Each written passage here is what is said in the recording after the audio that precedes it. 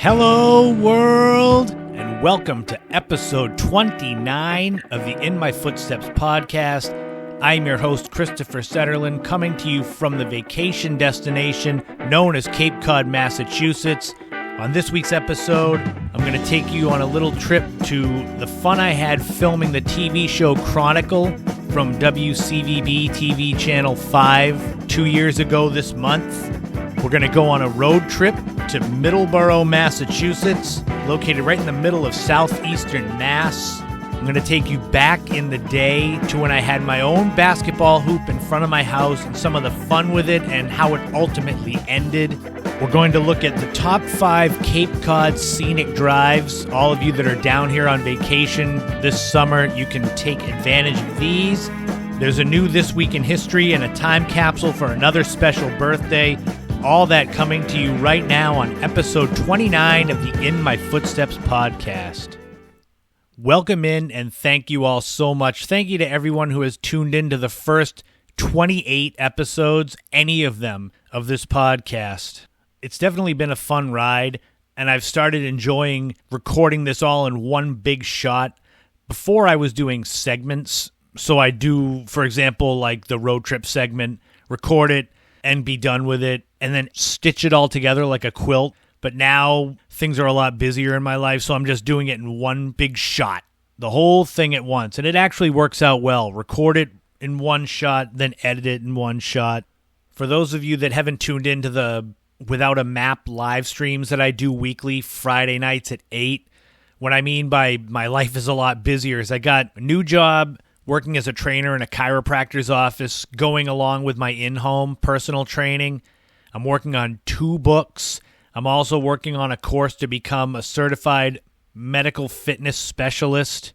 So for a little while there, it seemed like I had too much time on my hands. Now I don't have enough, so I'm having to become a pro at time management. But so far, it's working.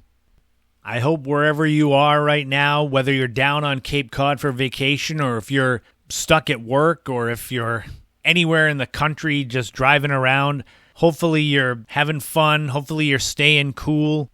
It was weird. A couple weeks ago on Cape Cod, we went from being 90 degrees and super humid, and then it was like someone popped a balloon and it was barely 60 degrees and rainy for 3 days. That was the 4th of July weekend, which, you know, everyone comes down to the Cape. It's the busiest weekend of the year here, and people pack in, and then you can't go to the beach. So hopefully all of the shops, restaurants, and such made it well as far as sales on that weekend. If you are down on the Cape, make it a point to visit any of the places that I have had as sponsors for the show going back to last November. Barb's Bike Shop in Dennis, The Rail Restaurant in Orleans. Check out CapeHookDesigns.com, Laura and Tony's Gourmet Kitchen in Eastham, the Cleat and Anchor Restaurant in Dennisport, and of course, Wear Your Wish at WearYourWishes.com. You'll hear from them a little later. But as you heard at the top, this is a packed show. It's going to be a lot of fun. So let's dive right into my experience with the crew and the show known as Chronicle that's been a staple of New England for decades. That's how we're going to start off right here on episode 29 of the In My Footsteps podcast. So this is going to be a fun segment. I've waited a while to tell this story. I've had to show restraint because I wanted it to match up with the appropriate time of the year. For those of you that don't know, the television show Chronicle on Channel 5 WCVB in Boston has been an award-winning news magazine show, and it's been on since 1982, so it's been on basically almost my entire life. And essentially, since my 3rd book came out, My Traveler's Guide to Nantucket, I've been trying to get on the show because I thought being a 12th generation Cape Codder and doing books that are tied in with Cape Cod would help me to get on the show, and it would be good for people watching, get them interested in coming down here. Try as I might, I failed with book 3.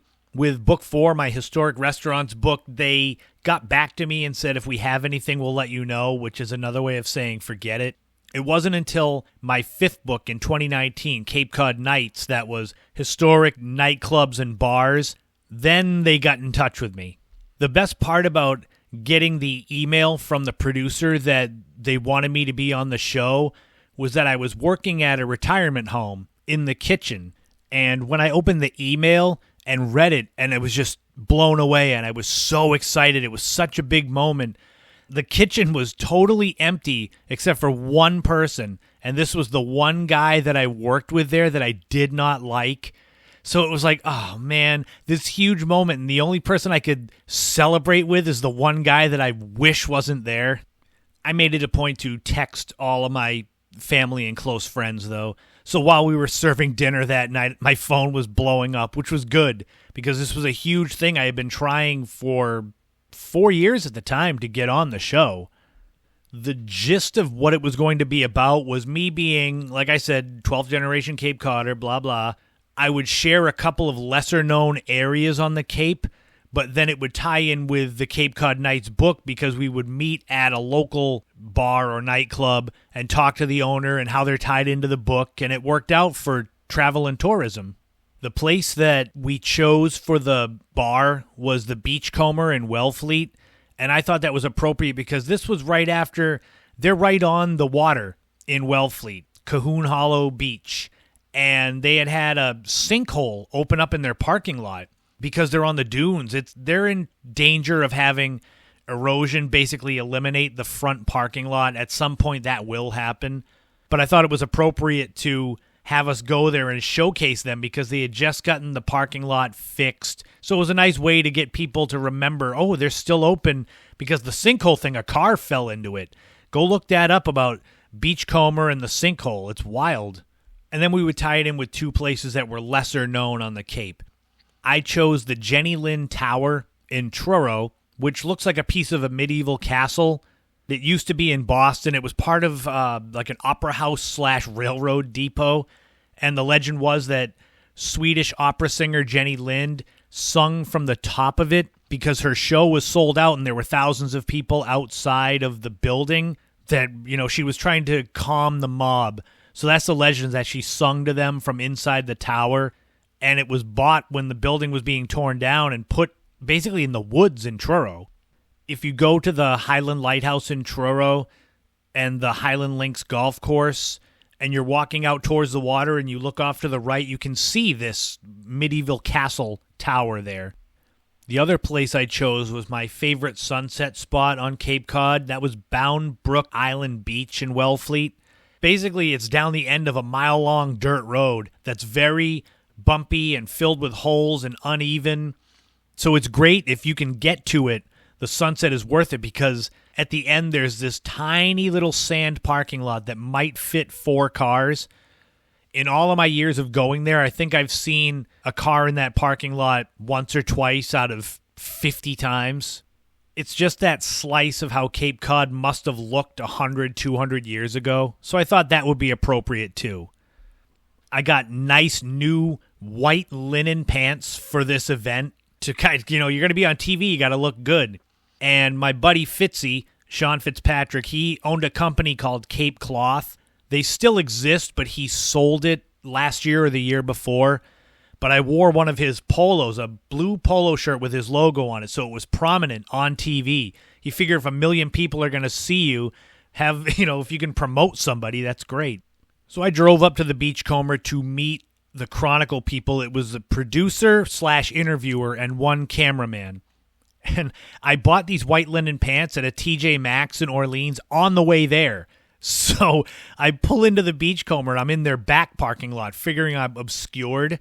And I had to change into these pants in the parking lot while I wasn't quite late. I was right on time, but they were early. I just remember it was raining out. Not pouring rain, but enough that it looked like the places that we were going to have to go outside and film might be a bust. It was basically dark inside the Beachcomber. They had a spotlight set up at the bar so that the owner, Dan Murray, could be on camera with the spotlight and talk about the Beachcomber. I couldn't figure out how to get their attention to get me inside, so I'm wandering around the outside deck trying to get let in. Eventually, I had to go in the back through the kitchen, and I got in there, not fashionably late, but close enough. We did our interview where I talked about myself and the book, and I had a copy of the book. Then we had the scene where I showed Dan Murray the book, the section with the beachcomber in it. And he's thumbing through it, and we got some photos and video of it, which was cool, because he actually hadn't seen it yet. So at the end of every chapter in the Cape Cod Nights book, there was a drink recipe from the decade that I thought that particular establishment was at its peak. I picked the 80s for the beachcomber. I'm sure it's still big now, but I just thought that was a good decade. For the drink, I chose the Long Island iced tea. And he's thumbing through and he says, Long Island iced tea, why did you put that recipe in there? So the Beachcomber has a drink called the Goombay Smash. That's like their in-house special, and it's sold millions and millions. So he asked me why I didn't put the Goombay Smash in there. And I said, I didn't think you'd want me to put the actual recipe in there. And he laughed and he said, I would have given you the recipe for the Goombay Smash just so that the Beachcomber wouldn't be associated with the Long Island iced tea. That part went well. Then we headed off to the Jenny Lind Tower, and luckily the rain had stopped, but everything was damp and wet. And in order to get out there, you have to walk through the woods. There's a path, but it's kind of overgrown. So I'm walking out there with my white linen pants, walking through water and leaves and dirt. So basically, my pants went from white to, they look like I slid in the grass like on a golf course or something. And it was covered with cobwebs and spider webs. God, I look classy. They're never going to have me back. I felt bad for the cameraman because he came out in shorts. So he ended up with several ticks on him from walking out there. I said, I'm so glad I could bring you out to a place where you could get ticks and thorns and dirt all over you. After shooting there, then it was time to go to Bound Brook Island Beach. I was worried because I have a regular sedan. So I'm thinking of driving down this dirt road. If it's been raining, if it's wet or muddy, I might get stuck. They at least had an SUV with the Channel 5 logo and stuff on it, so it looked cool. But we got there with no problem, got down there to the Sandy parking lot. That was good. And then I was essentially just walking through the dunes. They would do a voiceover later on of what I thought, like my voice talking about Bound Brook Island Beach and such. But I laughed because the producer, she was telling me how to walk, and don't look at the camera and then walk away from the camera and look like you're interested in the scenery. So every time I see the video of me walking, I just laugh because I look so fake. They got all the video they needed, and we parted ways from that little beach parking lot, and they were in touch later to kind of ask for any other photos and info that they might need for the broadcast. But all I kept thinking was, they've got the SUV, they're leaving. This will be when I get stuck. And my car is going to get stuck at Bound Brook Island. And I'm just going to be there like, that's how we wrap the day for Chronicle. But it wasn't. I got free. I got home. It was an amazing experience. And then to see myself actually on TV was wild. To promote my book on a show that 1 million people or more would see. And it was basically 2 years ago, I think next week was when it aired. And the proof that it worked for sales for my book was that it was sold out, I believe, through my publisher and through Amazon for about a month. It was so back-ordered from being on Chronicle, so it was a huge success, and I loved it.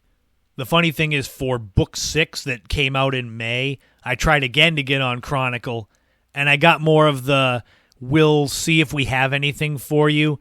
I thought the connection of hotels and motels with the reopening of the state after COVID and timing with the summer, I thought it would work out, but I guess they didn't see it that way.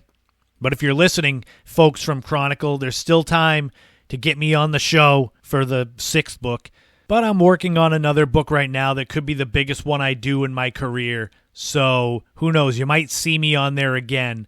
And if not, you can go to their site, WCVB.com, and I think it's called Exploring the Outer Cape. I'll put a link for people that are listening on Buzzsprout, and I'll link it on Twitter and such. I never have a problem sharing that. But go check out my appearance on Chronicle from 2 years ago next week.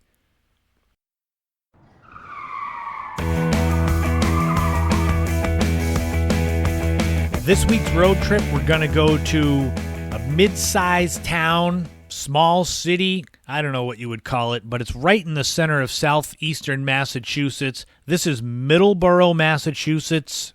I went a couple weeks ago, well, now a little over a month ago, there and shot a video for 4K New England for my YouTube series, and I thought it would be nice to talk a little bit more about the town on the podcast. As of 2020, the population in Middleborough is 7,343, so it's a small town, not a small city. I should have rephrased that. It's in an interesting spot in Massachusetts where you get off Cape and you get past Wareham, which has a lot of stuff built up, and you get into this little, it's not a dead zone, but it's way more spread out. It's basically this big chunk of land in between New Bedford to the south and Plymouth to the east. And there's all these little towns, Lakeville, Rochester, Acushnet, Carver, Plimpton. It reminds me of driving way out in the middle of nowhere, Maine, where it's just all sprawling farms, but yet it's right here in Massachusetts, and it's not far from Plymouth or New Bedford. And then there's Middleborough, right in between Route 495 and Route 44, kind of wedged in between this little triangle. I tried to figure out what exactly the region was, where it was located, and when I looked up their Chamber of Commerce, I found that they're part of the Cranberry Country Chamber of Commerce, which I hadn't heard of before. It made sense pretty quickly, though, when I realized that the corporate headquarters of Ocean Spray, the huge cranberry producers, they're located in Middleborough. Ocean Spray today is a cooperative of more than 700 cranberry producers from the United States and Canada, and more than 70 grapefruit producers from Florida. They were first established in 1930. It was only 3 producers then, but they all had the idea of basically creating cranberry-based products and sharing them. If you grew up in New England, Ocean Spray was everywhere. I would think everyone in the country would know Ocean Spray, cranberry juice, and then their fruit blends they have. It's usually cranberry with a couple other things. They employ more than 2,000 people worldwide, so it's pretty good. Their corporate headquarters is right on the Lakeville-Middleborough line at 1 Ocean Spray Drive, so there's not too many Ocean Spray roads, so I'm pretty sure you could find that. In Middleborough proper, they have a headquarters located at 152 Bridge Street, and you can always go and check out their website, oceanspray.com, or go to the store and buy some Ocean Spray and think of Middleborough if you're not close to it. Ocean Spray is really the big claim to fame, I suppose, for Middleborough. It's located 40 miles south of Boston and 30 miles east of Providence. So like I said, it's centrally located between those two places in this little nook where it's just all this wide open countryside. You wouldn't expect it if you don't drive up that 495 corridor in Massachusetts. If you're strictly 195 or Route 3, you'll see all this development, but right in the middle, it's wide open. When I went there about a month ago to shoot a video for the 4K New England, the place I went to was Oliver Mill Park. That's at 8 Nemasket Street, right off of Route 44. And it was an old colonial mill, sawmill, grist mill, run by a man named Judge Peter Oliver. And this was back during the colonial days, so before the Revolutionary War. And at one point, there were as many as 8 water wheels here working as the mill. The Nemasket River is what runs through there. It's also a herring run, so there's signs around there saying don't touch the herring. It's a beautiful spot now for recreation and picnics and great photography, I'll tell you that. The story is that Peter Oliver, when the Revolutionary War broke out, he was found to be a British loyalist. So he and his family fled. They got out of the country. So the mill, it became a shovel shop at the turn of the 1800s. This operated into the 1840s. After that, it basically fell into disrepair. So now, in the 1960s, they started working on cleaning it up to use for recreation. So if you go there, there's bits of the foundation of the old mill that are there that make it a neat backdrop for photography. Also, when they were fixing it up, they did some archaeological digs and found some Native American artifacts that go back almost 10,000 years. So it's a really significant site, and it's a little bit off the beaten path, so it's worth visiting. At one point, Middleborough was called the shoe capital of the world, and it's still home to the Alden Shoe Company. It's actually right on the Lakeville line at 1 Taunton Street or at aldenshoe.com. There are a couple of great places to go to eat in Middleborough. You can check out Harry's Bar and Grill. That's located at 407 West Grove Street. They've been around 14 years, and they've got that traditional American bar fare, pizzas, sandwiches, daily specials. Check out the Piper Cub roast beef sandwich or the Harry's Hanger Wrap. They've also been on Phantom Gourmet, so that right there should give them a lot of credibility. Even if you've never been there, Phantom Gourmet doesn't go to just anywhere. So check out Harry's Bar and Grill. They also have an awesome, authentic, old-school diner, Dave's Diner, at 390 West Grove Street. It's got that 50s feel. The actual diner restaurant car was built in 1997, with the diner restaurant in Middleborough opening the following year. They have all the traditional diner fare, amazing breakfasts. Last time I went, I had the Elvis pancakes, which are stuffed with bananas, chocolate chips, and peanut butter chips. It's wild. Oh, that's one of those, you eat this meal and then you go sit at the park, or you go sit on a bench in front of the 1870s Victorian-style town hall, which is incredible to see. That's at 10 Nickerson Avenue, but you go and sit there and you just relax, digest the amazing food you had at Dave's Diner, and take in the scenery of Middleborough. It's a small town. There are places where it feels bigger than it is, but for the most part, it's just part of this sprawling, wide-open countryside that's in between New Bedford and Plymouth. It's just got a cool feel to it. I can't describe it. It's like if you go there and you eat at Dave's Diner or eat at Harry's Bar and Grill, go to the Oliver Mill Park, or just park your car and walk around the streets and go to the little parks they have, you'll feel it. I forgot to mention Dave's Diner is at daves-diner.com. It's got the little hyphen in there. So go check out their menu, and I dare you not to want to go there. I want to go there now. Go to the Chamber of Commerce at cranberrycountry.org. That'll give you a lot of what the town's about in the surrounding area, because the Cranberry Country Chamber of Commerce is more than just Middleborough.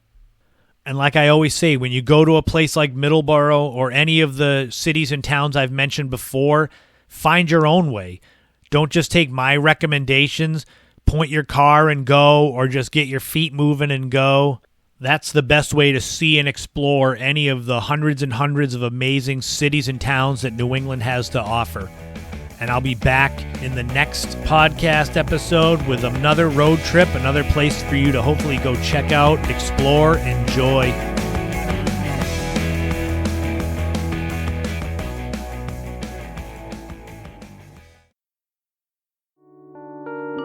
The time has come. It is July. It is time for the summer relaunch of Wear Your Wish at wearyourwishes.com. I am extremely excited to share with you all of the new things that are now coming from Katie Marks, the owner, and all of the hard work she put in. This is the second launch because her first launch was so successful that she ran out of all her products, which I have said is a great problem to have. In addition to the clothing that you've seen before with the logos on it when you've checked out the site, now we've got a lot of bracelets. Awesome bracelets. Horseshoes, mermaid bracelets, crystals. There's a beautiful shamrock one that is dedicated to our grandfather, Sully John Sullivan. There are beautiful necklaces with intentions on them to get your own vibe, your own feel. There are rainbow bracelets. There's something for everyone, for every vibe, for every feeling. Wear Your Wish has it. Go to the website, wearyourwishes.com. Find them on Instagram at Wear Your Wish. I've been waiting for the relaunch so that I can start sharing all of this with you again, and we can try to sell out everything again. Sorry, Kate, I want it to be so successful that you've got to do a third relaunch. So visit Wear Your Wish at wearyourwishes.com and see all of the new clothing, accessories, apparel that is now available for the summer relaunch.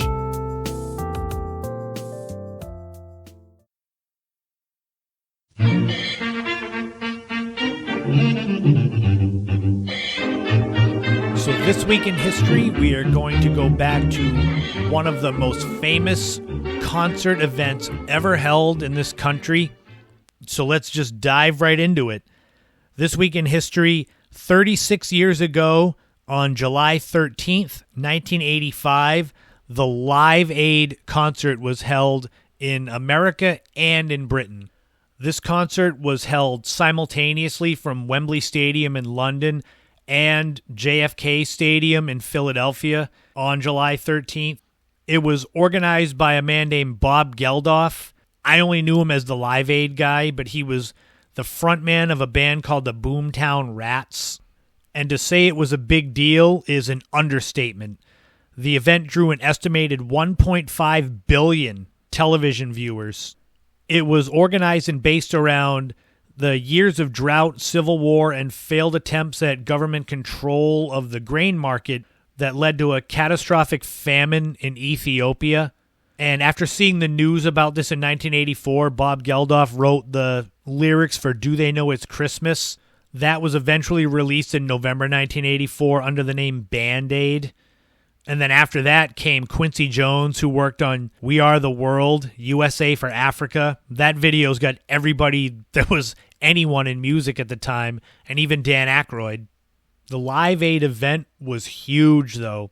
Bob Geldof got a lot of bands to reunite for the event, including The Who, Black Sabbath, Crosby, Stills, Nash & Young, and the surviving members of Led Zeppelin, who got back together in Philly, and they were supported by Phil Collins on drums.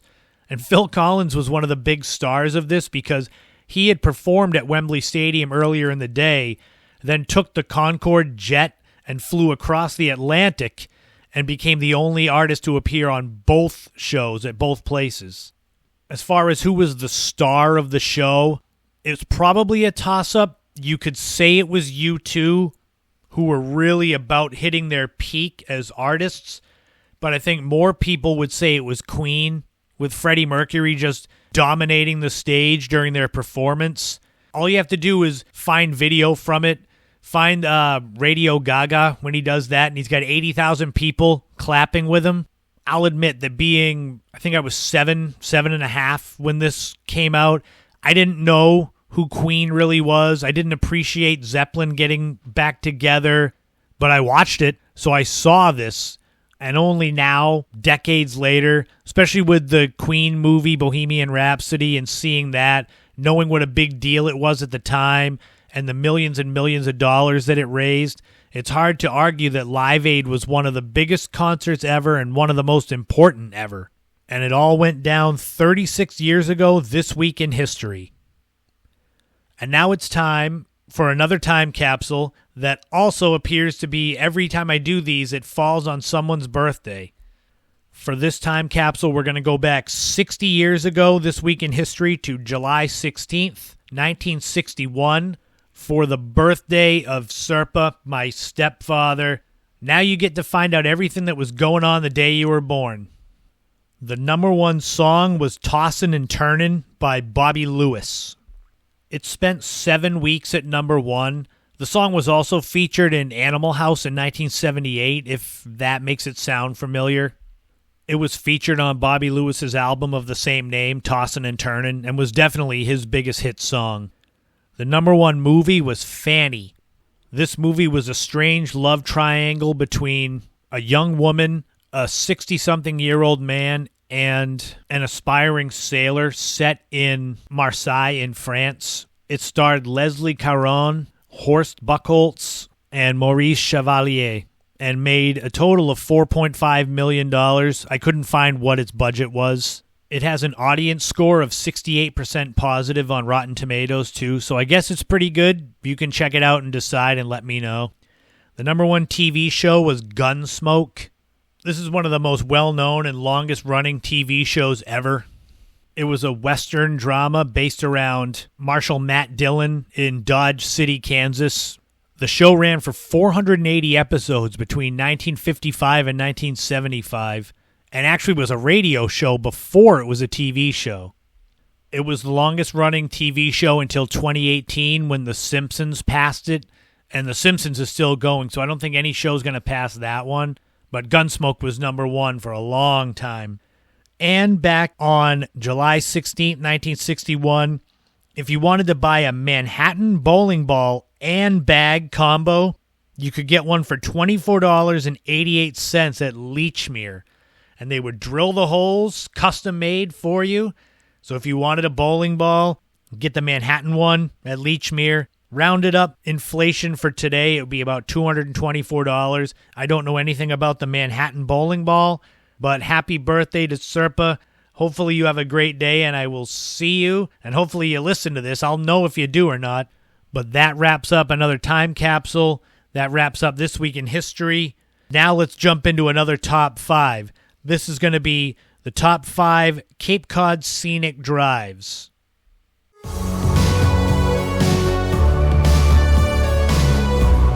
Cape Cod, like I said, it's so full of beautiful scenic routes to take. It's one of those you just get lost. Go find your way around. You'll always find your way to the water. But I figured for those that aren't from here or those that might need a little inspiration, I would share with you my pick for the top 5 scenic Cape Cod drives. And like I say, these aren't in any particular order. Just go and find them and drive and enjoy. But first, we've got a few honorable mentions. Honorable mention 1, Route 6A between Yarmouth and Dennis. Number 2, Tonsett Road in Orleans, which kind of brings you down near Nauset Beach, but kind of veers you off to the side. And another honorable mention is C Street to Craigville Beach Road in Centerville, which that whole area leading you down to Craigville Beach is beautiful. It's a great running route, too. So those are the honorable mentions, but let's dive into the actual top 5. Top 5 scenic Cape Cod drives. Number 1, Shore Road in Chatham. This is kind of an easy one. It's hilly. It's where Chatham Bars Inn is located. The Chatham Fish Pier is located. You get up on some of these hills when you're driving and you look off to the east and you can see the fishing boats going out, the Barrier Beach, North Beach Island out there. There's the hydrangea house that's in bloom for about 5 seconds each year, but if you get there, it's beautiful. And it's also a road that if you want to, when you get to where it intersects with Main Street in Chatham, you can just keep going straight and you can get to Chatham Lighthouse, so that's like a little bonus segment. Number 2, Province Lands Road to Race Point Road in Provincetown. This is untouched Cape Cod dunes at its best. The road will go up above the dunes so you can see the whole sprawling Province lands. You can see the Pilgrim Monument. You get down to Race Point Beach. You can stop there if you want, or you can continue this loop and get to the Province Lands Visitors Center where there's an incredible view. You go up on the observation deck, and then you'll get to points where it's overgrown forest. It feels like you're in 2 different worlds at once. And that's another one. It's like a choose-your-own-adventure book. You can follow this route. There's other offshoots of it you can take, but that's the main gist of it. Number 3, Route 6A from Truro to Provincetown. This is a little bit lesser known. I guess the name of the road is lesser known because most people think Route 6A ends at the Orleans Rotary, but it's not true. It actually starts up again way up in Truro. If you like scenic views of the ocean and the boats and summer hotels and beautiful summer homes, then you definitely want to check out 6A in Truro and Provincetown. If you're heading, I guess it's north, they say it's east, but if you're heading north on this road, it keeps going until it hits Commercial Street, and then that's the end of it. But on here is where you've got the amazing cottages like the Days Cottages that have the periwinkle blue shutters, and they're all identical. The people post all the time on Instagram the photos of the layout of all of those cottages. That's Route 6A in Truro and Provincetown. Number 4, Ocean View Drive in Wellfleet. I mentioned the Beachcomber earlier in the Chronicle segment. Beachcomber is on this road, but there's Cahoon Hollow Beach, there's White Crest Beach. You're up on the bluffs of Wellfleet. So you've got this amazing view of the Atlantic Ocean. You don't even have to get out of your car. It's just there. You see it because everything's wide open. You've got these beautiful cottages that have been grandfathered into the national seashore, and it brings you all the way down to LeCount Hollow Beach and LeCount Hollow Road, which will lead you back out to Route 6. It's a nice little distraction from the busyness of the Route 6 highway. And number 5 is Bridge Road to Herringbrook Road to Massasoit Road in Eastham. So they're all really connected, like one long road. They just change names. This is basically you start in Orleans, right on the Orleans-Eastham line near Rock Harbor, and it brings you down past all of these little secret beaches in Eastham, like Thumpertown Beach, Campground Beach, Cooks Brook Beach, and you just wind through these quiet roads that so close to Route 6, but it's not there. And I enjoy it because it brings you behind the Wellfleet Drive-In before it brings you out to Route 6. There they are. My opinion, the top 5 Cape Cod Scenic Drives. Have you been on any of those roads? Luckily, with GPS, they're not hard to find now. Go and take a drive on any of those 5 roads and let me know what you think of them. Or if you have different ones that I left out, let me know about those too. Shoot me a message. And I'll be back next time with another Top 5.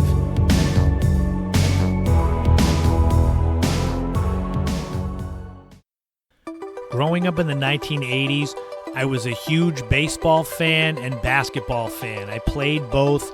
I've already told you in the past about my farm league and little league adventures. As far as basketball goes, I attended Kevin McHale basketball camp twice, which that'll be in a future podcast. I'll bring that up. But you need a place to practice if you're going to get good at basketball and play on the school team. I did it in middle school. In high school, it was more intramurals and such. But you need a hoop. And so I was lucky enough in the late 80s that my mother and stepfather put the money together to get me an actual hoop.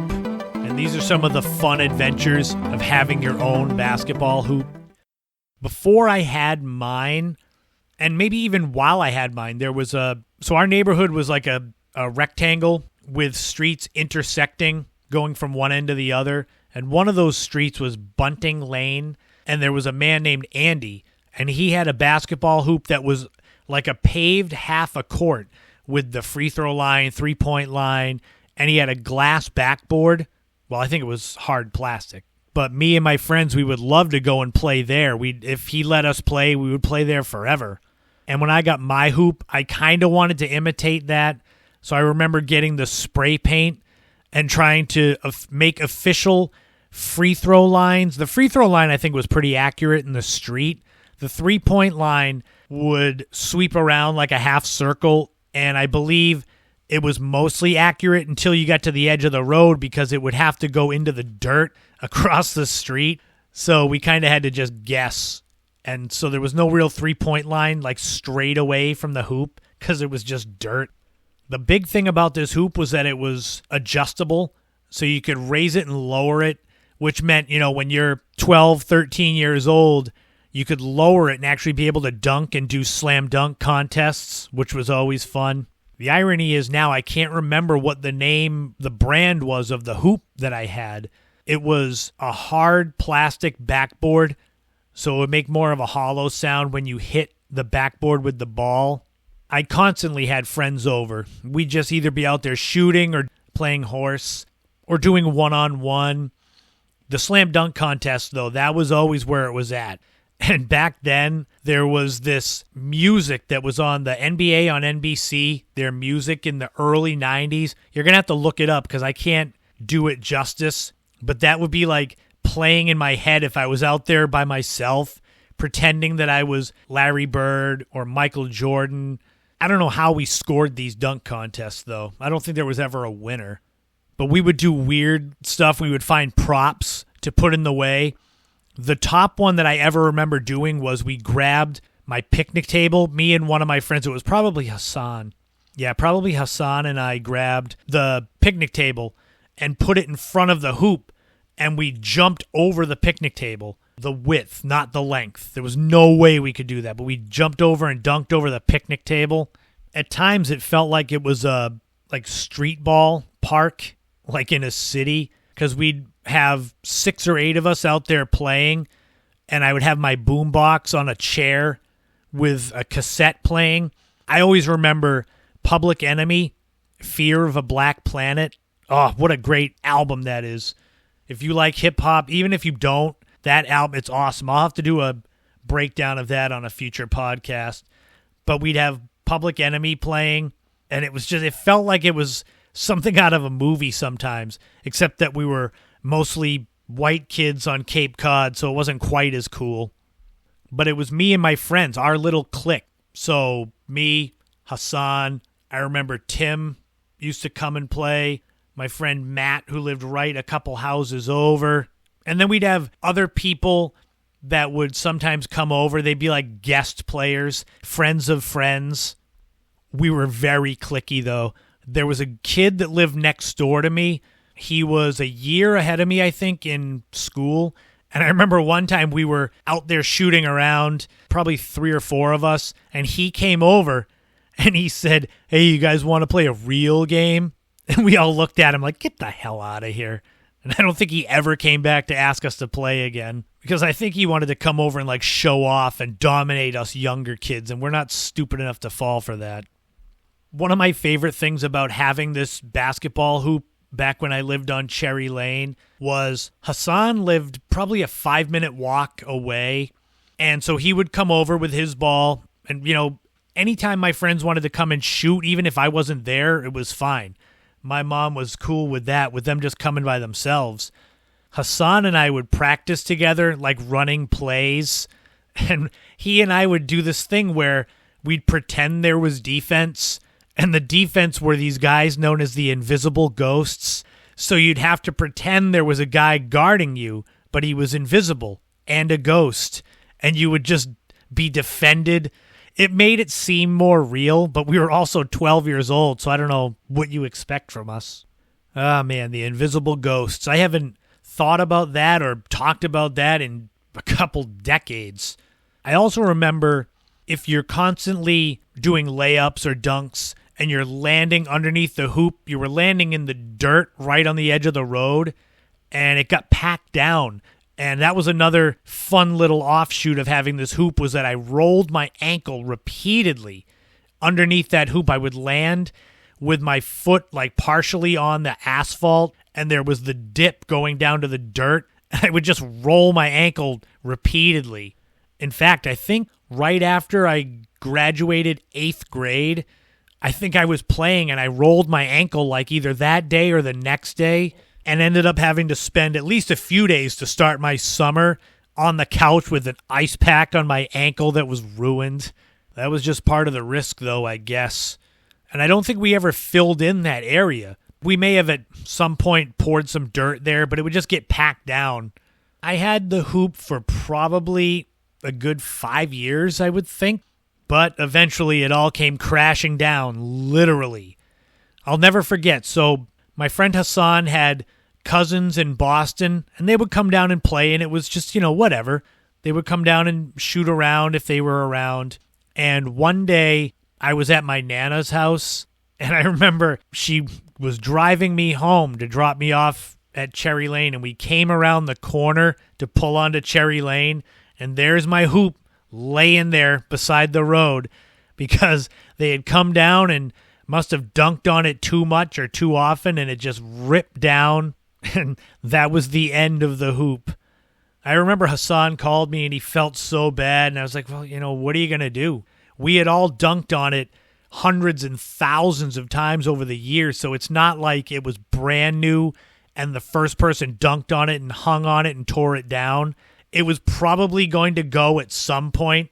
I just didn't expect it to be then. I think it was 1994, summer of 94, because I bought my camcorder to start making movies in July of 94, and I don't believe the basketball hoop was up then. I think it got torn down like right before then, so no videotapes of me shooting around at my hoop exist.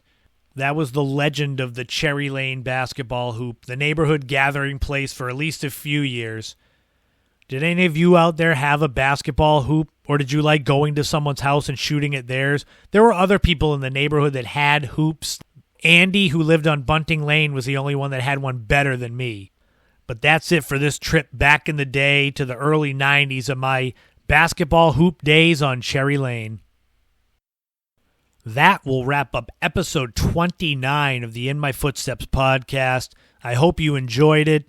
Hope you had a few laughs at my expense with Chronicle and my Cherry Lane basketball hoop. Tune in next week for the special bonus episode number 30. This one is going to be a little bit deeper, a little bit, I don't want to say darker, but I'm going to speak about the loss of one of my oldest friends, one of my childhood friends, and kind of dealing with that loss and coping with grief. Hopefully none of you have gone through loss yet like that, but everyone does. So I think all of you will be able to relate. So we're going to dive into that next week. It'll be a tough one, but it'll be a necessary one to kind of get that out there, and hopefully someone can relate to it. Find me on Twitter at Chris Setterland. Find me on Instagram. Same thing, Christopher Setterland. That's where I have my Without a Map live streams every Friday at 8 p.m. They're fun. I go over the podcast that just happened, preview the one that's coming up, and then I just dive into a lot of random topics. Sometimes they're funny stories. They go off the rails, but it's a good time. It's a good way to kill a little bit of time in the evening and have some laughs.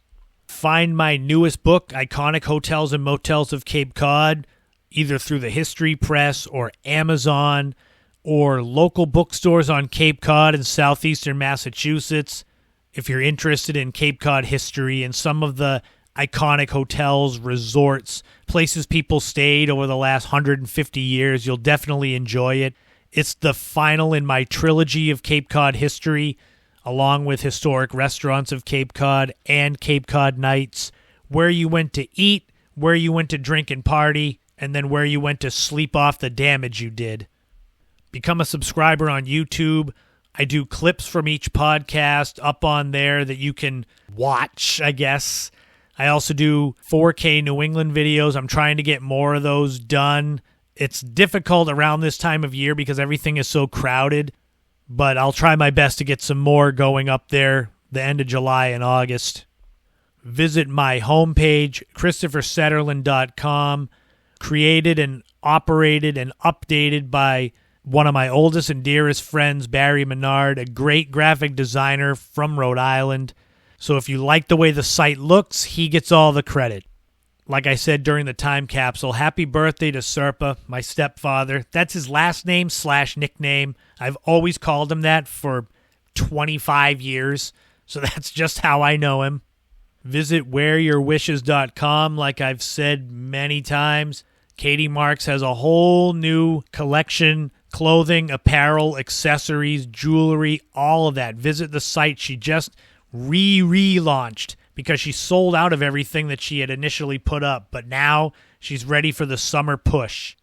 Once again, thank you so much to all of you who have listened to this podcast. I'm so thrilled that when I was checking my numbers for downloads with Buzzsprout, which is my hosting site, that over the last 5 episodes, the top 10 cities for downloads, only 3 of them are actually from Massachusetts. That means 7 of them are from places outside of the region that I live and outside of the region I'm covering. That means that more people around the country are finding this podcast interesting and finding it. So if you're listening, thank you. If you listen and like it and share it, thank you even more. If you want to donate, buymeacoffee.com. Just find In My Footsteps podcast.